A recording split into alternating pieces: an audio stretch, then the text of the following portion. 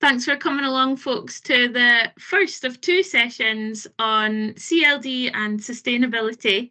The first one being today and session 2 running next week at the same time. Thanks again to our partners in WASTEC and Learning for Sustainability Scotland as well for their inputs today. So just a quick note, the session today is being recorded, so if you would not like your video to feature, please, you can turn off your camera using the bar at the top. The recording will be used to be put on our YouTube channel and our Wakelet as well. Just quick note for people just coming in just now, it is being recorded. And we will circulate the link afterwards if you've got any colleagues that would like to catch up with the session. Please keep your mic on mute while the presenters are talking, but you can use the hand function to raise your hand if you've got a question at any time, or pop any thoughts or questions in the chat box. And if you like to use Twitter, our team Twitter can be found at EdScottCLD. And then I've also added the LFS Scotland tag there, as well as WASDEC, if you would like to tag them in or follow them in any tweets. So just to start off, it wouldn't be an Education Scotland webinar session of any form if we didn't have a Mentimeter at the start. So what we'd like to know is, what does sustainability mean to you? So you can scan the QR code, or John has very thankfully popped a link in the chat there. So you can click on that link and it should open a new internet browser as well, or scan the QR code with your phone. I'll leave that on the screen for a wee minute.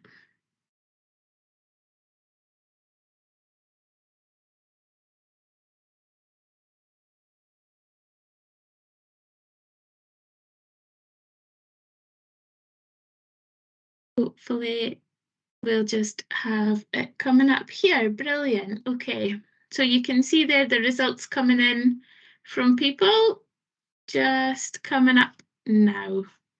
There we go.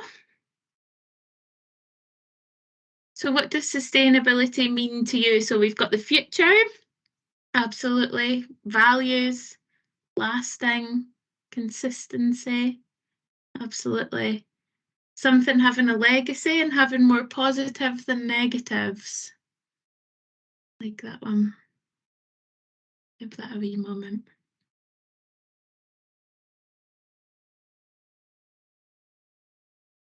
Respect and consideration, progress, like that. Doing things differently. Continuation.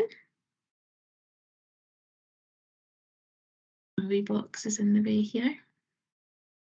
Protecting the environment, absolutely. Managing to keep things going at a regular time and place.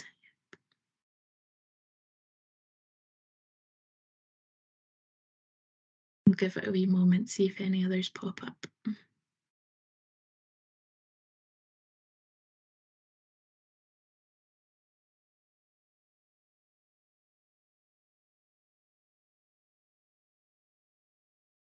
Protecting resources, absolutely.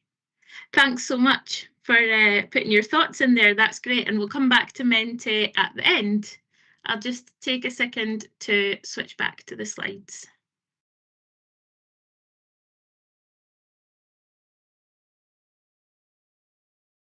Okay, so first I'm going to hand over to our first presenter, Betsy King from Learning for Sustainability Scotland. So thanks again, Betsy, for your input, and I'll hand the virtual floor over to you. Thanks very much, Julie, and thanks for inviting me to this session, which is looking at the connections between CLD and Learning for Sustainability. And I've entitled my piece, Joined Up Learning for a Sustainable World. So I know that you all are coming from different starting points, and it's great to see all your weather situations across Scotland. This image in the middle is really starting from a global perspective. This is part of a global agenda, but it also has local connections, and it's a response to interconnected global and local challenges to do with us, to do with people, to do with planet, to do with our livelihoods, to do with peace as well, how the world is and how we're all working together in it. And it was great to see all those sorts of themes coming through your understanding of sustainability in that Menti. If we go on to the next slide, Julie, this is a global agenda as well as a local agenda. And in fact, Learning for Sustainability Scotland is part of a global network of centres which are made up of individuals and organisations that are all trying to contribute to a more sustainable world wherever they are. And particularly to look at how learning in all its forms can actually contribute to that. So what do we actually mean by learning for a sustainable future, learning for sustainability? Well, let's start with a word that I think one of you came up with first as your understanding of learning for sustainability. If we go on to the next slide, Julie. The future. Looking to the future, it's a good chance that a child, if you have a child today, that they are actually going to live into the next century. What do you think they will see in their lifetime? And when we're thinking about learning for a sustainable future, how are we going to prepare them for this? Any ideas in the chat? What do you think we will see by the year 2100? What are your expectations? This image on the right is actually from the expectations of people that attended COP26 in Glasgow, a sort of visions tree. But what do you think will happen into the future?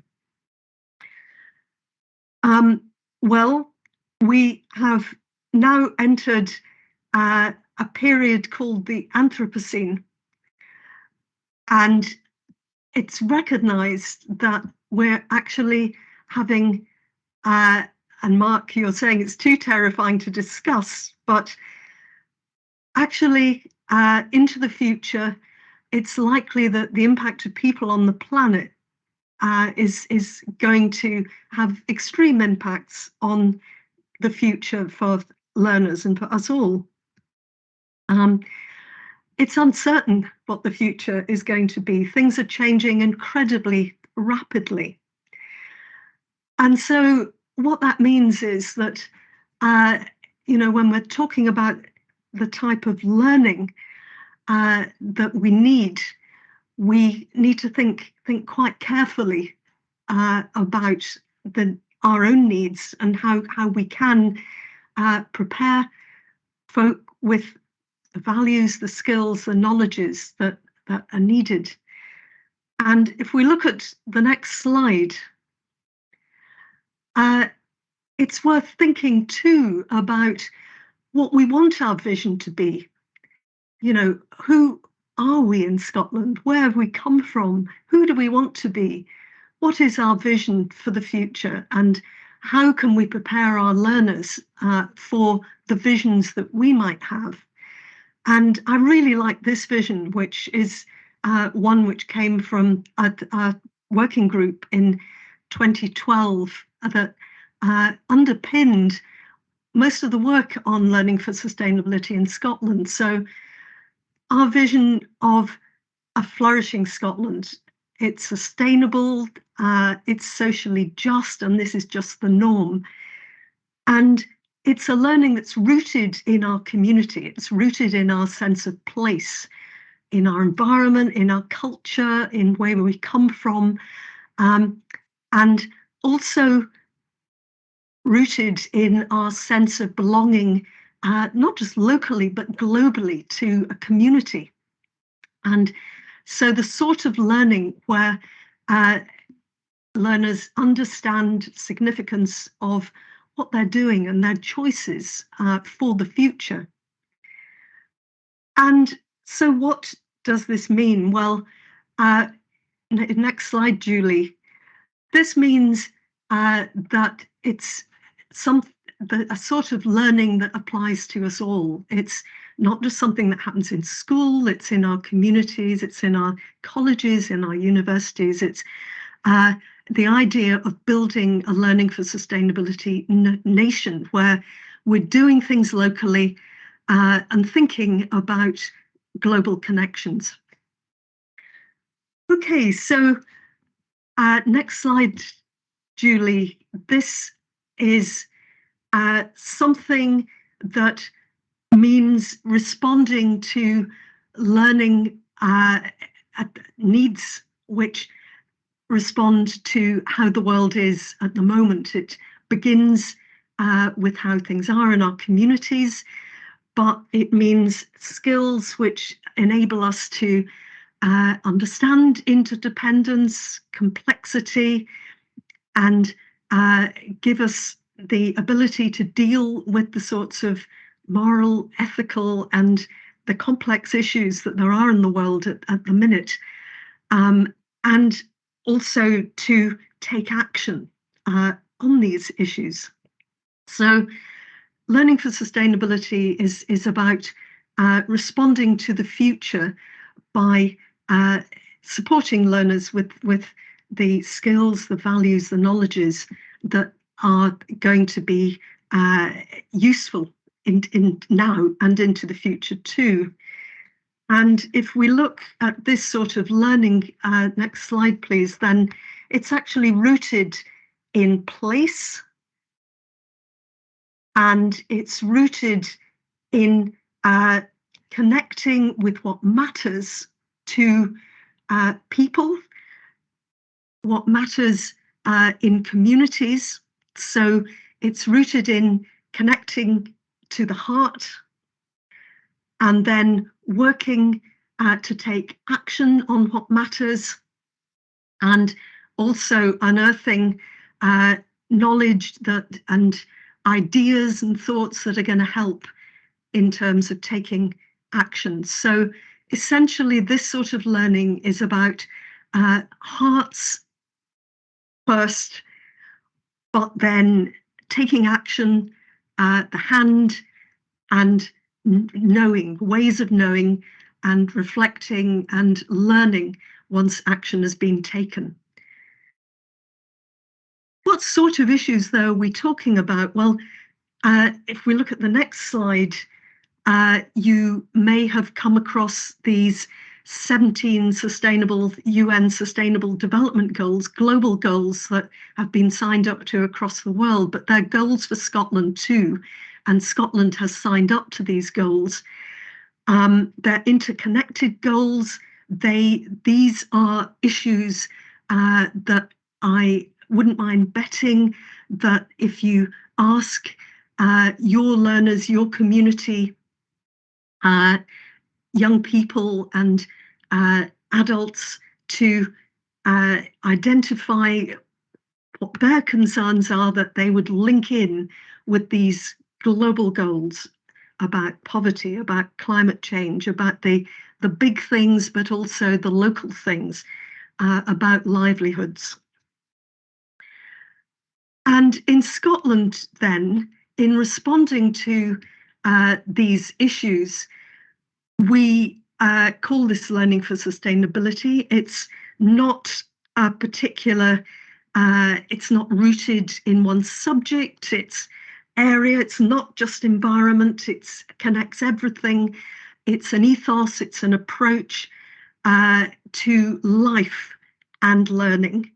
And it's for learners, educators, schools, And the purpose is to build a socially just, sustainable and equitable society.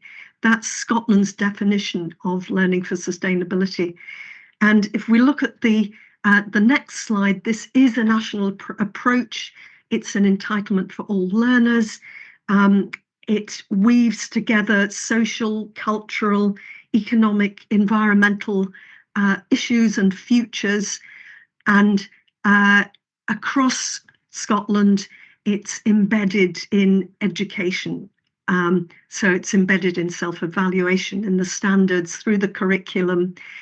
And there is an action plan for it, which is currently being strengthened to include community learning and development, and also to respond to the call from young people in particular to take action on this, to do something, to make it an entitlement, to make that really real for everybody.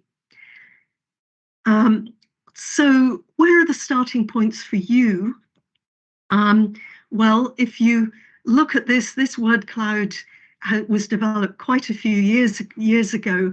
And what I like about it is it's a starting point. There are lots of other things that can be added to it, but that most people can find something as a starting point in this word cloud.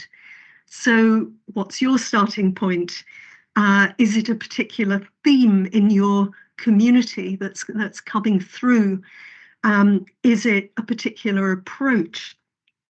Is it particular skills, competencies that you are trying to address the need for to solve a problem, the need to think critically about an issue? What is it? Where is your starting point? I hope you can find something in there that connects yourself to learning for sustainability in your context. And in the last slide, I just wanted to say that I hope this connects too with things that are priorities wherever you're coming from. So it certainly connects across government. It's actually the Sustainable Development Goals underpin Scotland's national performance framework, underpin the national outcomes, but also, you know, they link with Community Empowerment Act, with skills, CLD skills, with developing the young workforce, with all these current agendas, and particularly with the putting learners at the centre, with the rights of the child, which is so important, and you know, being strengthened as well in Scotland at the minute. So that should be a starting point for you in CLD, and that really is what this session and the next one is trying to unearth and trying to support you with. I just wanted to say lastly that we are actually a membership network in Scotland for anyone that has an interest in learning for sustainability. It's free to join us. Just go onto our website and type in your name and email address, and you'll get a monthly bulletin and connect to all our events and join the community of practice that we are. So thanks very much, Julie. Thank you, Betsy. That was a great introduction there and just really set the scene. In the interest of time, and because this is the first time we've tried 45-minute sessions, I'm going to hand right on over to Carolyn from WASDEC. So Carolyn, I'll pass the virtual floor over to you. Thanks so much, Julie, and thank you, Betsy, just for really setting that scene. Lovely to be with you this afternoon. My name's Carolyn Wills and I work with WASDEC. We're based in Glasgow, but really work to support really the formal sector in learning for sustainability. But as Betsy has unpacked, schools have been really working on learning for sustainability for quite a number of years, but they are not a hermetically sealed organism. And the issues that the SDGs and the issues that are facing our communities are local and global issues, and so it needs a local and global response. And so it's so important that as all members of the community, we really think about how do we empower and equip individuals to really affect change in their own lives and the lives of their communities. And so we're going to just move on a little bit just now and think about specifically global citizenship, which is a really core component of learning for sustainability. And I loved some of those words that you identified at the beginning. They give that real sense of movement, that moving towards the future, that moving towards something better, something more hopeful. And if we go on to the next slide, Julie, we're going to think about what that means within the community context. And you'll be very familiar with the iDevelop platform and provision that really supports learning and development and improvement.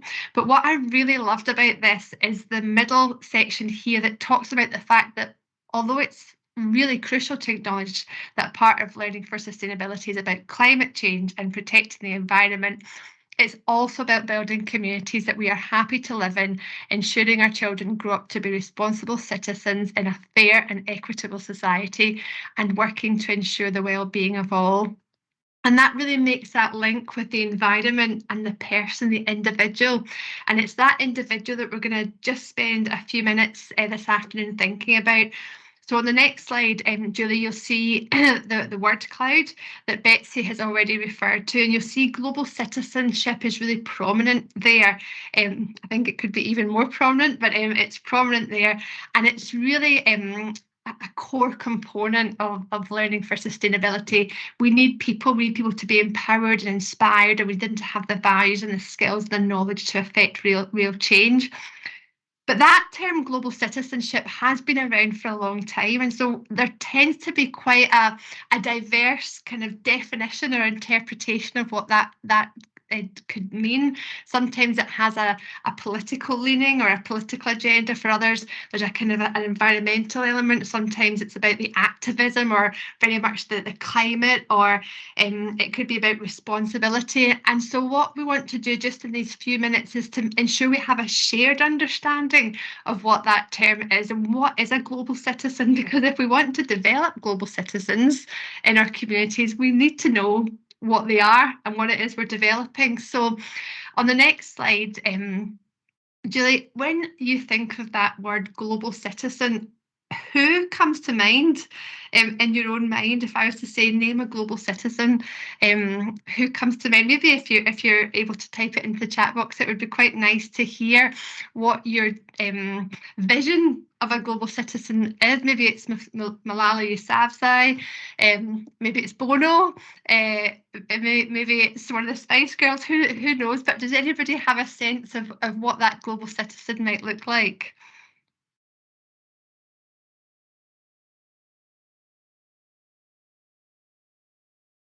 Any thoughts? Makes me think of the Obamas, absolutely, very much so. Okay, Mark, would you like to explain your response here, or should we just let that one go? No, I think it's just the fact that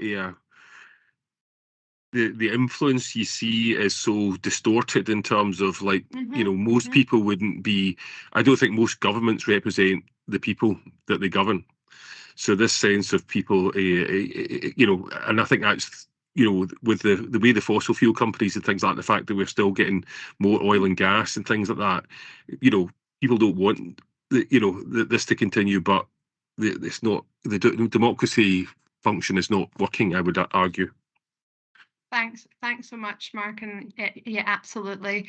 Isabel, Kofi, Anand, so thank you. Betsy, all of us. Absolutely. And that's a really nice way to segue into the next slide. So when we think about what a global citizen is, it's incumbent upon all of us to really inhabit those values, attitudes, and skills. And there are hundreds of definitions out there, but this one from Oxfam, I really think outlines it really quite clearly for us. So a global citizen is someone who is aware of and understands the wider world and their place in it.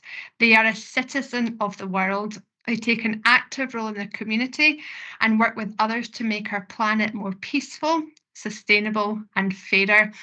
And so that is a really a good definition of what a global citizen is, and that's what our schools work towards when they're thinking about developing the skills and the values and the actions of global citizenship.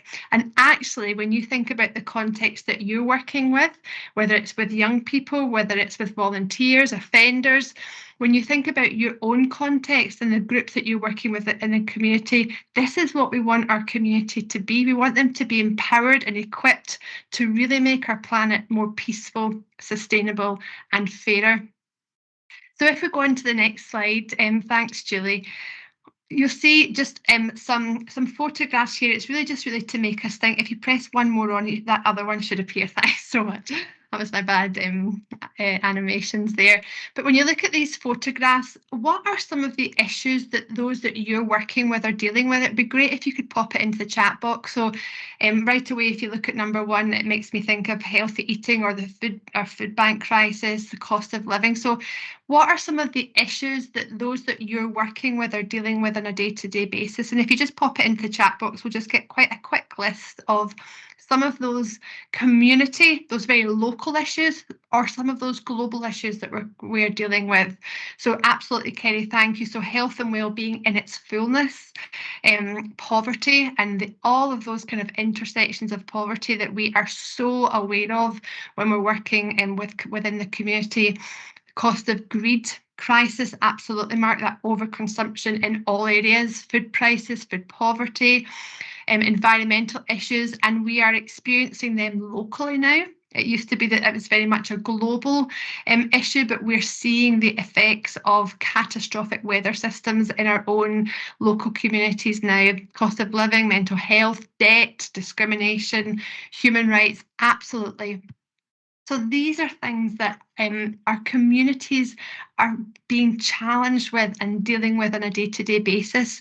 And it's these issues that we really want to ensure that our individuals are developing the skills and being equipped to be able to deal with these things, and not just to survive through them, but to really thrive and to be able to reach potentials individually and as communities. And I think that can be a really hopeful position and a posture for us to be in, where often it can feel quite a hopeless situation. Thank you, Kirsty. Right to access language and culture and displacement issues as well. So thank you. So when we think about developing global citizens and we think about the issues that we are facing with our communities, what are those values and what are those attitudes and what are those skills?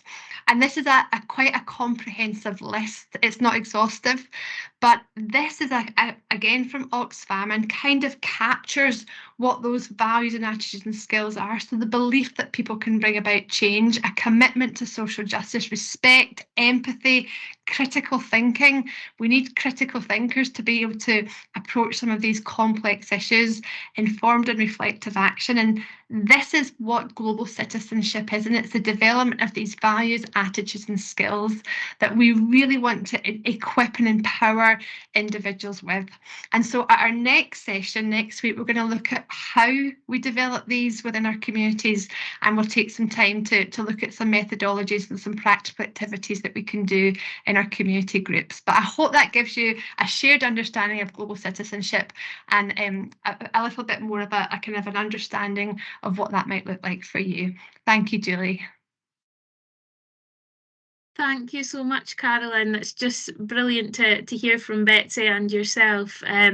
Just really, it's, learning for sustainability. Every time we do these sessions and we talk about it, it just cuts across absolutely everything in CLD and the huge issues that communities are facing at the moment. So thank you for sharing that. And I'm just wondering if anyone has any questions for Betsy or Carolyn or any comments. You can use the hand up button or pop any thoughts or questions in the chat. Just pause for a wee second. Kerry, in you come. Hi, it was just a question about, it was one of the first slides that was up when it was talking about how learning for sustainability links to policies and plans and procedures and stuff. It was it mentioned the youth work strategy. So I was interested to know if, and I know we're waiting for a youth work strategy to come out, but if learning for sustainability is mentioned in either it or in the adult learning strategy, which is published, because it would be really good if it was, that links are being made. So I just had, that was my query.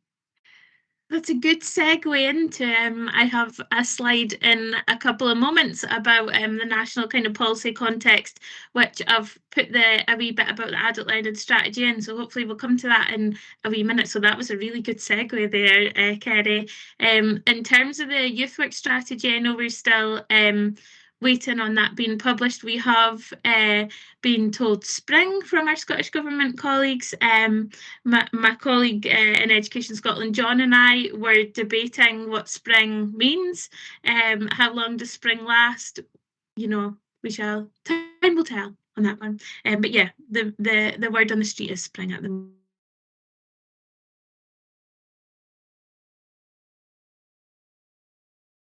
moment. Through to September in Orkney. All right. Yeah, and the sun's just come out in Dundee today. We are a very sunny city, so yeah, good time here.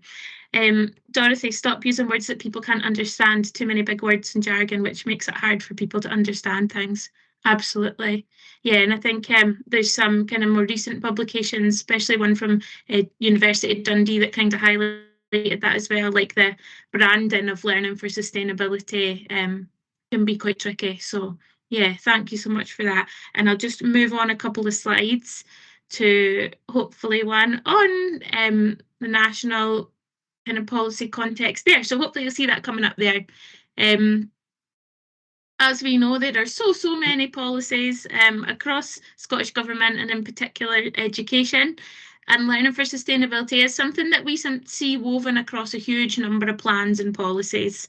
And just as Kerry was saying there, the new adult learning strategy brought us a kind of statement around wanting more opportunities for adult learners to develop knowledge and be able to influence change in areas such as community-led climate change and human rights. It also stated that the Scottish Government will increase learning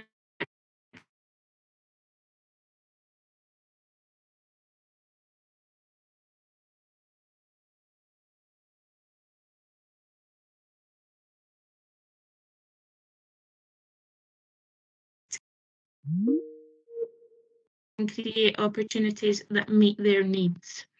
Again, hopefully the spring will bring us the youth work strategy, where it will be interesting to see that through a kind of sustainability lens and see where learning for sustainability features within that. And as Betsy touched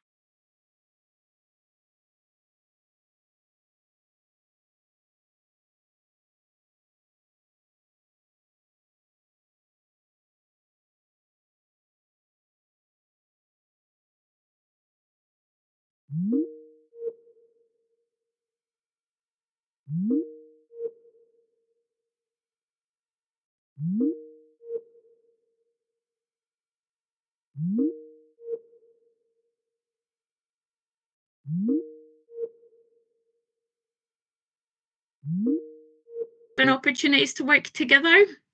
So on topics like children's rights, climate change and sustainability, they had real calls to action around children and adults being able to do that together and learn together as well. They have calls around children being able to regularly learn about climate change and sustainability outside in nature. So lots around that kind of outdoor learning, learning in practice, being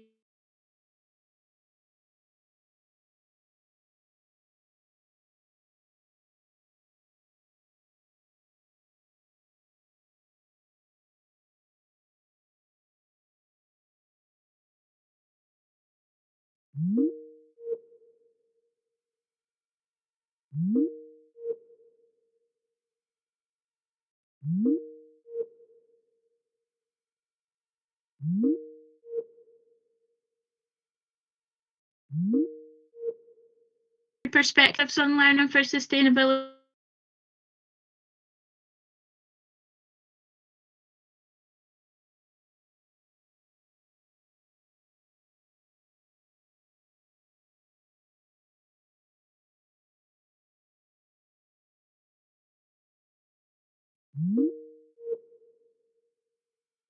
to achieving an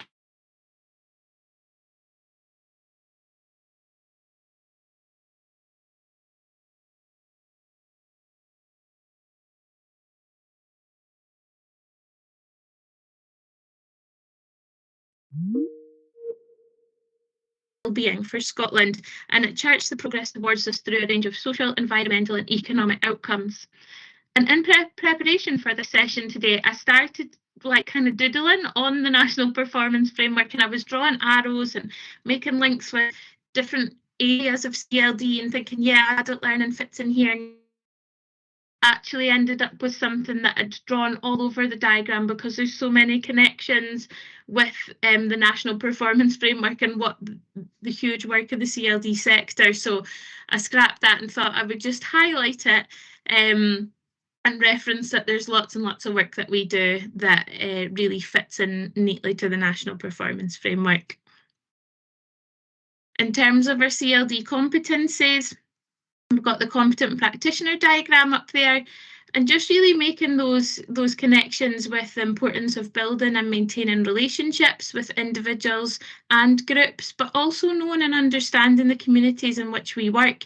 And I think that was really key earlier when you saw people noting lots of issues that their communities are dealing with at the moment, and like that they can be local issues that just some communities are experiencing at the moment, but also, you know, those kind of wider national and global issues that we see in terms of climate change and things, the real weather kind of changes, and that's really noticed on that global scale, but also really locally people are seeing impacts. You know, Mark, you referenced earlier the costs of gas and oil, and yeah, really huge issues going on at the moment for everybody, and just the importance of kind of knowing the communities that we work in. So important. Mark, I see you've got your hand up. Can you come? Yes, it was just briefly, you're just trying to incorporate our subject matter within our discussion, and it's that kind of idea of critical thinking. And we say that these huge costs, but it's everybody's coming really clear that these companies are making mega profits, more profit than they've ever made before. And I think it's when you're talking to students and you're in communities, it's first of all, it's important to to be pointing out to people that this is a decision to allow companies to make huge profits and to put people into debt, trying to heat their homes, and then people say, well, that's a political thing. Clearly, it's a political. So it's trying to realise that education isn't a neutral kind of act, and our role in not going along with the narrative that gas prices are going up when actually they've come back down. It's a lot cheaper for electricity in other parts of Europe, etc., etc. So that's my understanding of political literacy and critical thinking. So these issues are so huge. I think a lot of people kind of stay away from them because they don't feel confident. They think, what's the point? Because it's never going to change. But for me, I think the heart of what learning sustainability is about transformative education and about change being possible if we decide to make it possible. Absolutely, yeah, thank you. And it comes back to that kind of thought of hope as well earlier, that things can't stay the same, and how do we as a CLD sector support that kind of shift? And yeah, absolutely, Mike, totally. It's huge profits that are being made. I saw something earlier about Tesco as well, and just the kind of billions that are being made and the cost of food increasing, but then who's making those costs increase? So yeah, absolutely, there's definitely a role for supporting people to understand that lots of these things are political decisions. So yeah, thank you so much for that. Just going back to the slides there, just wanted to highlight how good is our CLD online. This is a picture of the online framework. So if you access it via the website, these circles, you can actually click on them and they'll expand, and it's quite interactive. But you'll see kind of qualities and sustainability woven throughout, the most recent 4th edition of How Good is Our CLD. And this framework really sets out the standards that we use to evaluate and report on quality and improvement across Scottish education. So it can be really helpful when we're thinking about areas for improvement or self-evaluation to have a wee look at how good is our CLD and really dig a bit deeper into some of these quality indicators. You'll see a number of them feature kind of sustainability and equality. I thought for today it would be quite interesting to dig a wee bit into quality indicator 1.2, which is around improvements in equality, diversity and inclusion. So what I'm going to do is I'm going to skip a couple of slides here onto this one here, which is the Sustainable Development Goals. And what I did was I took a challenge question from Quality Indicator 1.2, which was, how successfully do we remove barriers to access and participation and monitor our approaches to ensure they are effective in reducing barriers to participation? And you'll see there, it just linked that to goal 4 of the Sustainable Development Goals, which is around ensuring inclusive and equitable quality education and promoting lifelong opportunities for all. I think that'll be the kind of food for thought for this session. If anyone wants to come in with any initial thoughts around that challenge question and linking it to the Sustainable Development Goals, please feel free. Just hold the space, see if anyone wants to put their hand up or pop any initial kind of thoughts in the chat. I know it's a huge question.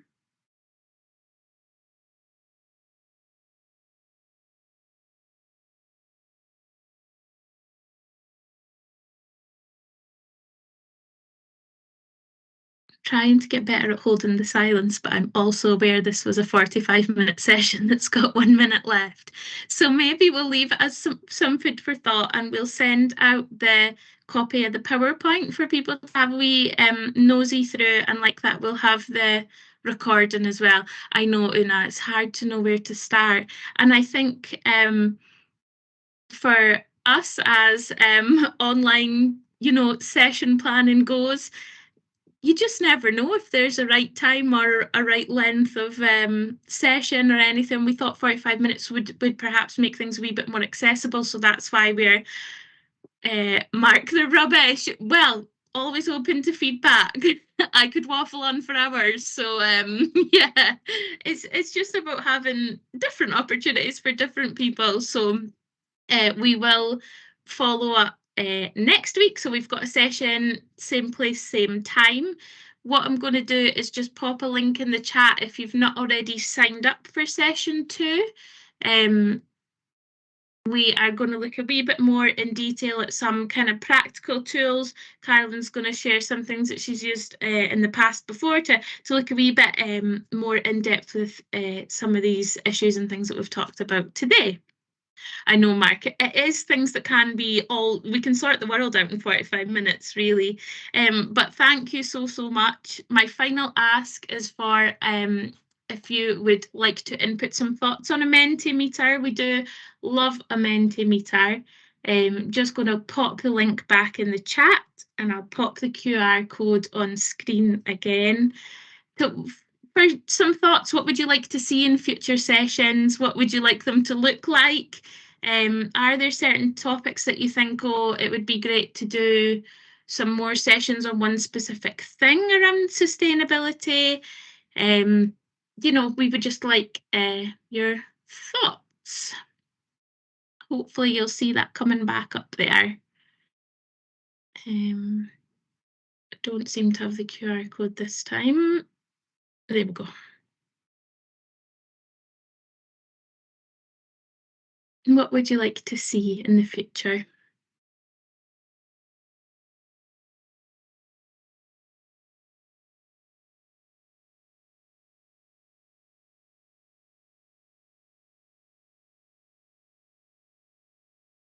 While people are popping their answers in there, just huge thanks again for coming along. It's been great to spend this time with you, and thanks again to the presenters.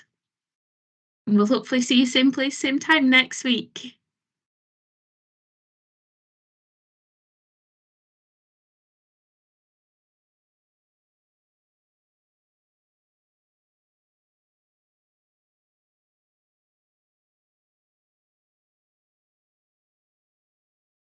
great to see people's suggestions there, chance to talk about what others, fun activities to engage learners and a bigger focus on this vital area of work. Absolutely, thank you very much.